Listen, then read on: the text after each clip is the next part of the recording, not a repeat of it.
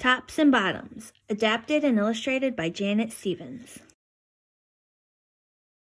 Once upon a time, there lived a very lazy bear who had lots of money and lots of land. His father had been a hard worker and a smart business bear, and he had given all of his wealth to his son. But all Bear wanted to do was sleep.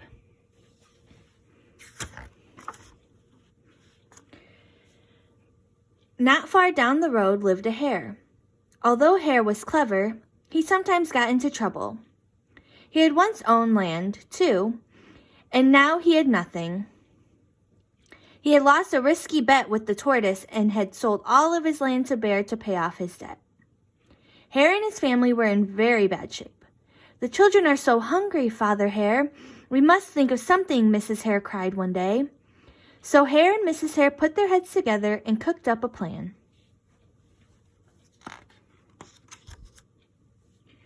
The next day, Hare hopped down the road to Bear's house. Bear, of course, was asleep. "Hello, Bear, wake up.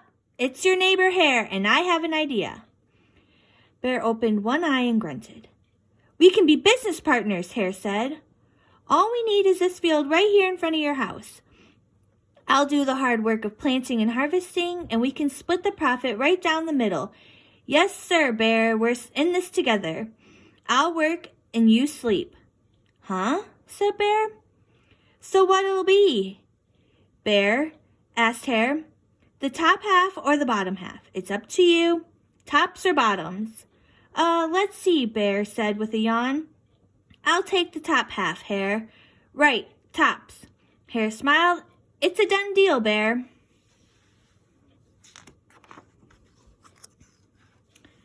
So Bear went back to sleep, and Hare and his family went to work.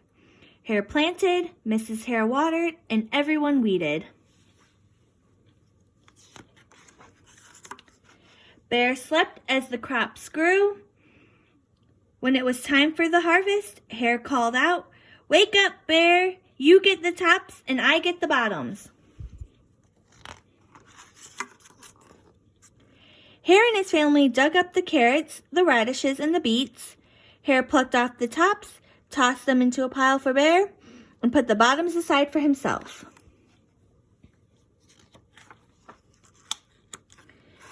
Bear stared at his pile. "But Hare, all the best parts are in your half." "You chose the tops, Bear," Hare said. "Now, Hare, you've tricked me. You plant this field again, and this season I want the bottoms." Hare agreed. "It's a done deal, Bear." So Bear went back to sleep, and Hare and his family went to work. They planted, watered, and weeded. Bear slept as the crops grew.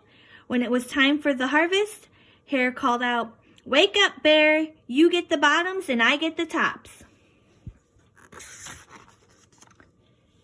Hare and his family gathered up the lettuce, the broccoli, and the celery. Hare pulled off the bottoms for the bear and put the tops in his own pile. Bear looked at his pile and scowled. "Hare, you've cheated me again." "But Bear," Hare said, "you wanted the bottoms this time."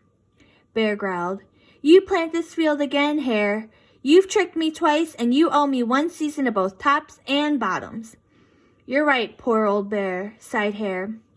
"It's only fair you get both the tops and the bottoms this time." "It's a done deal, Bear."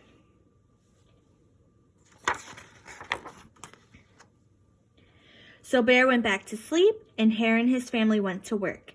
They planted, watered, and weeded, then watered and weeded some more. Bear slept as the crops grew. When it was time for the harvest, Hare called out, "Wake up, Bear! This time you get the tops and the bottoms."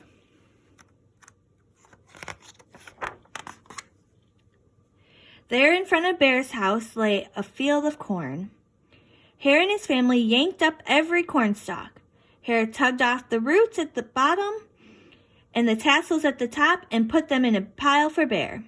Then he carefully collected the ears of corn in the middle and placed them in his own pile. Bear rubbed his eyes and watched. "See, Bear? You get the tops and the bottoms. I get the middles. Yes, sir, Bear. It's a done deal.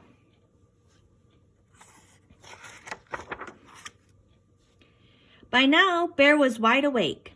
That's it, Hare, he hollered. From now on, I'll plant my own crops and take the tops, bottoms, and middles. Hare and his family scooped up the corn and hopped down the road toward home. Bear never again slept through a season of planting and harvesting.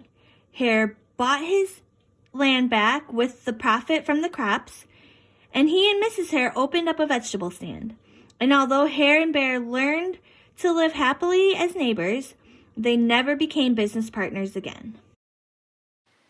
What vegetables did Mr. and Mrs. Hare grow that were bottoms? What about tops? And that completes the reading of Tops and Bottoms. Thank you for listening.